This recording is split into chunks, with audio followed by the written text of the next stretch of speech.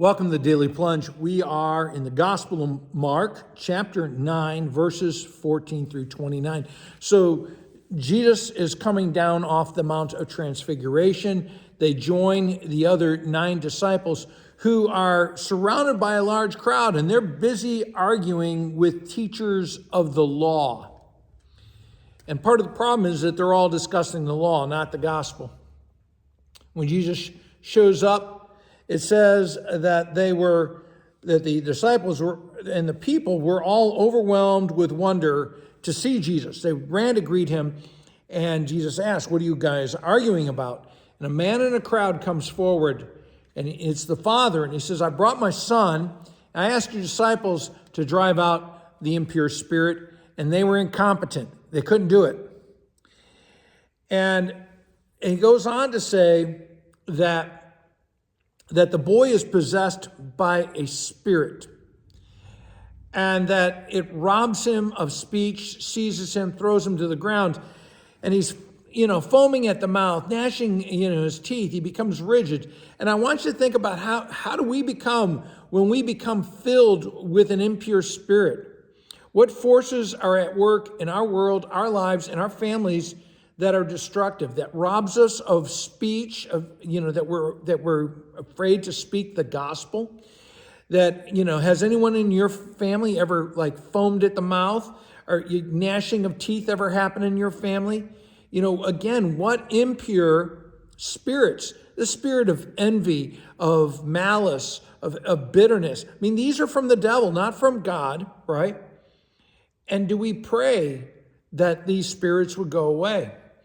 So Jesus says to them, well, you unbelieving generation. And do we believe God? Not only do we believe God, but do we have obedience and trusting in God, that we live our lives that way?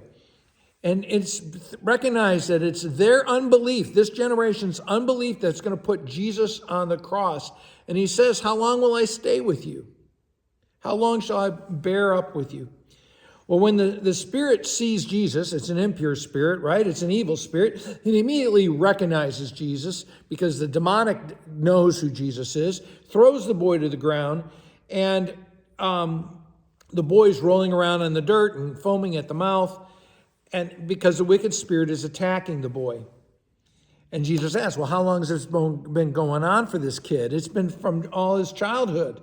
Can you, and the father says, can you do anything if you are able? And do we cry out to God, right? To Christ. Can you do anything about our situation? Take pity on us. But when he says, if you can, Jesus is indignant. If I can, everything is possible for he who believes.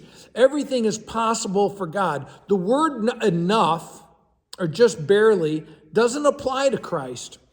And so the Father exclaims, in response to Jesus, I believe. And then comes the chaser, right? But help my unbelief.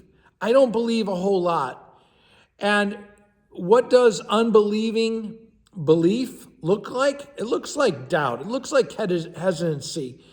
And the thing is that we can pray and God will help us in our belief. God does that work. And so the crowd comes running. They want to see the show. They're not particularly interested in the defeater of the devil, but they want to see the show. And Christ simply speaks and commands and calls the evil spirit out. And the healing of the impure spirit is not easy. It shakes and convulses the boys. And how often do we put up with brokenness and wickedness in our lives rather than go through the painful healing and redemption that's necessary? Jesus takes the boy by the hand, lifts him up. And when he gets alone with the disciples, they ask, why couldn't we do this? Because it can only come by prayer. You cannot take on the devil. You got to pray and look for God to do it. Hey, thanks, friends. Have a blessed day.